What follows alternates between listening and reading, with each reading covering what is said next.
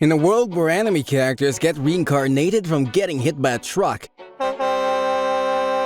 Kazuya Shiina has the most interesting story of being transported. Well, the Aristocrat's Otherworldly Adventures covers the story of our main character, who was just minding his own business but had to man up to save two little girls from a robber. And little did the poor boy know, his encounter would turn his life upside down. How he got reincarnated was quite unexpected because he wasn't meant to die. So if you're into Isekai anime that does not involve overpowered trucks but takes it to a further extreme, we've got just the thing for you. Kazuya Shiina was walking towards a superstore when a group of people suddenly ran out screaming and panicking. No, this isn't a horror plot. Amongst the crowd, a robber emerges from the store with a knife, and Kazuya, like any other anime main character, desires to act like the hero. Just like any other reincarnation anime, trouble just finds a way to get the best of you, and the same thing happened to Kazuya. The robber quickly charges toward the little girls, but Kazuya, with his main character syndrome, tackles the robbers and gets stabbed in the dumbest way possible and slowly passes away. Or does he? But wait. If this was a regular anime, the story would have ended here. However, being an isekai, things take an interesting turn. Kazuya wakes up in an unknown place, which he considers a fancy hospital. There, he looks at a maid who refers to Kazuya as Kane, and another woman who claims to be his mother. Super confused, Kazuya looks into the mirror, wondering who he is, and panics straight on the bed. As he calms down, he realizes he has reincarnated, like in the light novels, and can't wait to discover the world around him. As he continues to live for the next few days, Kazuya realizes his full name is Kane von Silford, and he's 3 years old. And in this world, he has a father named Garm, the mother is Sarah, and a sister named Reine, 2 years older than him. There's a lot of family drama because it's the older times, and women are okay with having their husbands expand their families, even if it means letting them marry 2 to 3 wives.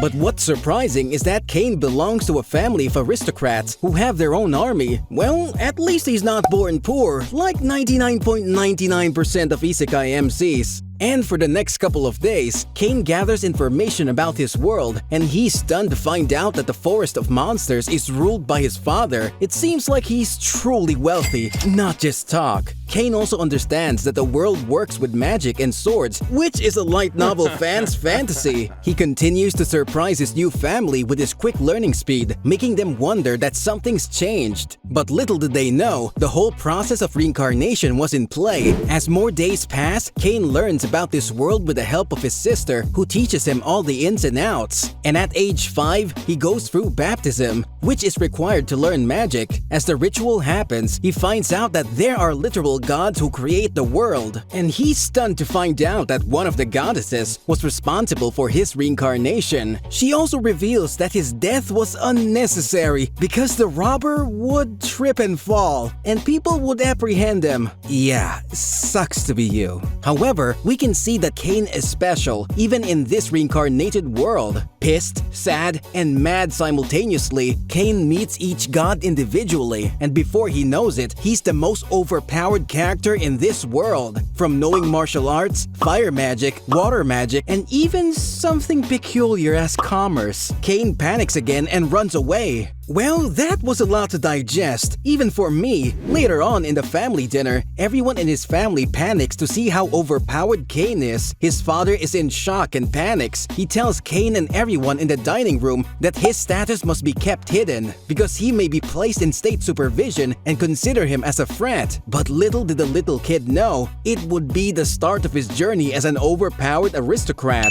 Seeing his son being a high-level magician, Garm decided to hire 2 D-rank adventurers as his tutors. To this, Kane thought he might get some muscular behemoth of a teacher, but instead, he gets 2 cute girls. Nice. A swordsman named Millie and an elven magician named Nina. And I guess these D-rank adventurers weren't too much for Kane because he received a level 10 blessing from the gods. He's superior to his instructors in every single metric except experience, so naturally, they took him to the wilderness where he hunts some rabbits and learns every single spell that Nina teaches him. Crazy for a 5-year-old! All of them go to the guild to register him as one of the adventurers, where Kane beats up a C-rank adventurer named Cross. He basically asserted his dominance over Cross and told him that there's a new kid in the town. Now 3 whole years pass and Kane is 8, while Nina and Millie's employment contract expires. It's time to say goodbye to them, but Kane, being a lovely little kid, decided to craft them valuable thank you gifts. Both instructors are touched by his gifts, which are magic bags that can store vast amounts of storage. They can even fit a mansion inside! I need one of these to do my grocery shopping. Then I won't have difficulty handling my mom's grocery bags.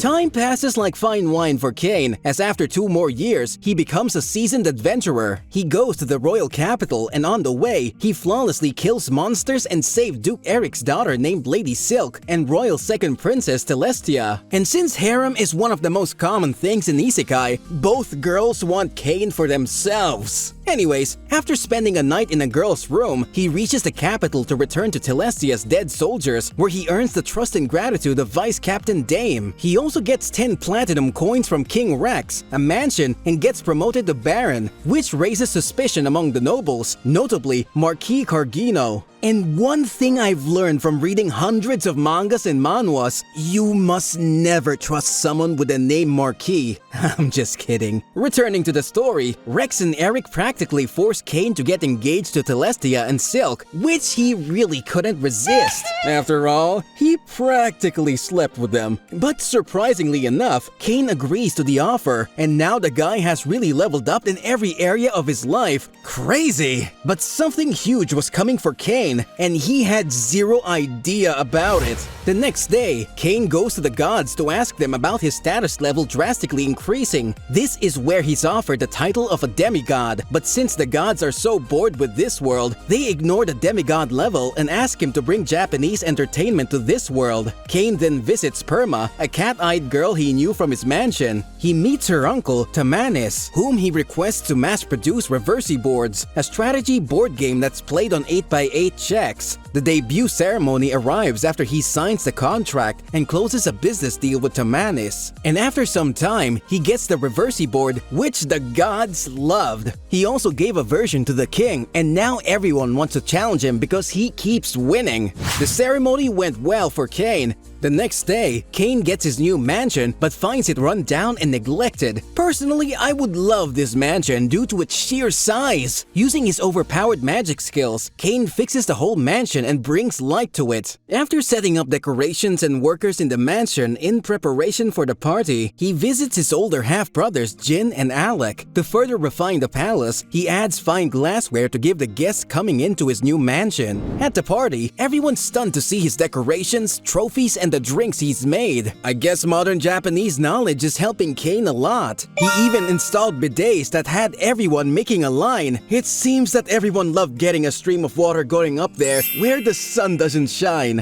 But at this party, there's one particularly rude person. Yes, you guessed it right, the annoying Marquis Cargino. But he leaves in disgrace for offending the king. The next day, Dame, the deputy commander, offers Kane to attend a knight's training session. There he fights the Knight Captain and Elvish Viscountess Tijuana. Kane effortlessly beats Tijuana and she proposes marriage. Once again, our lucky MC is forced into marriage as Duke Layson. Tijuana's father agrees. I guess Kane just can't leave any women for us. Now the problematic part comes, as Kane's growing powers become a topic of discussion for Rex. He then gets a magician's grimoire that belonged to the first king, who was said to have come from another world, and much to everyone's surprise, Kane easily reads it because it was written in Japanese, which confirms Rex's suspicion that he's been reincarnated from another world. After a lot of discussions, Rex decides to keep it a secret at Kane's request, and he thinks one day Kane will become a fine king of Esfort. As Kane reaches 12 years old, he registers at Adventurers Guild, where he gets a G-rank license. There, an A-rank adventurer named Claude advises Kane to join a party, but ultimately gets carried away by his wife. I guess even the strongest guys can be simps sometimes. Cain and Tijuana go on a mission to slay goblins and deal with green lizards. After the mission and a lot of trouble, Tijuana's older brother, a guild master named Eden, promotes Cain to rank A, but in order for it to be official, he must complete a rank A task by a certain date. Our hero literally has the world blessing him. However, this is where Cain's original purpose is revealed. Even though the gods are having fun playing the little game, they realize that Cain needs to be stronger since the dark god named Aaron will soon awaken to destroy their world. Cain must face this guy because gods are not allowed to intervene directly with the affairs of the world. So they arrange to have a very powerful instructor to train him, which we'll learn about later. For now, Cain knows nothing about what's happening in the upper world.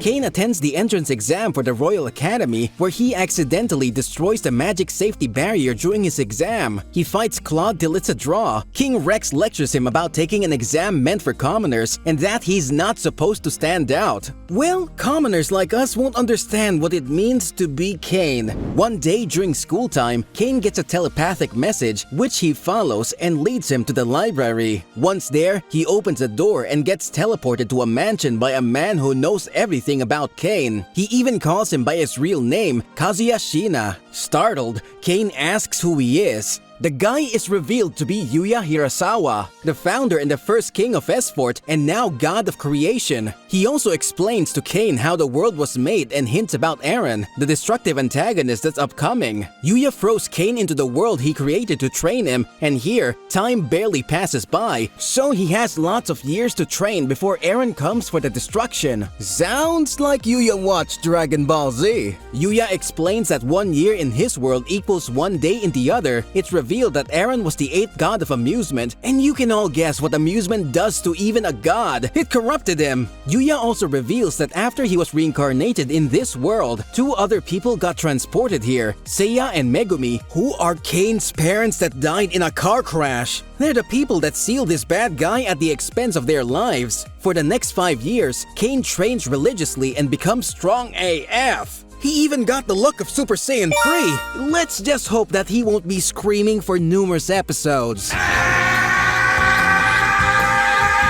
Yuya gives him a sword and a note for King Rex, but then turns him back to his child version. Oh man, he looked cooler with the other form. And after 5 days of being apart, he meets Celestia and Silk again, only to be lectured by them as he was missing for almost a week from the real world. As King Rex reads the note, he's stunned to know that he met the first king. Now Cain is on a mission to solve the A-rank trial, which he passes. He captures the bandits and rescues Millie and Nina, who are escorting Sabinos, Parma's father. After that, everyone tries to make Cain stand out during school practice, but they took too long with the other students that when it was Cain's turn, the class was over. Enraged, he runs to the forest, destroying and attacking anything that was on his way and makes the kingdom believe a monster has appeared. Cain's rampage caused the crystal to break from its hiding place, which was eaten by a dragon. The dragon gets possessed by Aaron, who's about to wreak havoc. The following morning, Cain had a summoning class where he learned how to summon beasts and make contracts with them to be their partners. The instructor said that he can pull all the magic he wants into the summoning circle. Happy to be able to go all out, he pumps that magic circle so much that he summons Seth, the Prince of Darkness. That's the freaking devil! Nothing surprises me anymore at this point. Cain gets a huge lecture from Rex, and now he demands to see Cain's full magic status. He's stunned that Cain is already a demigod, which means Aaron is coming to attack. This is where Cain's half-older brother, Jin, confirms that monsters near the forest are becoming more savage towards humans, hurting them. After investigating the cause, Cain, Seth, and Dalmatia realize that it was indeed the demon god's doing. With thousands of monsters attacking them, Cain's friends were left to protect the city.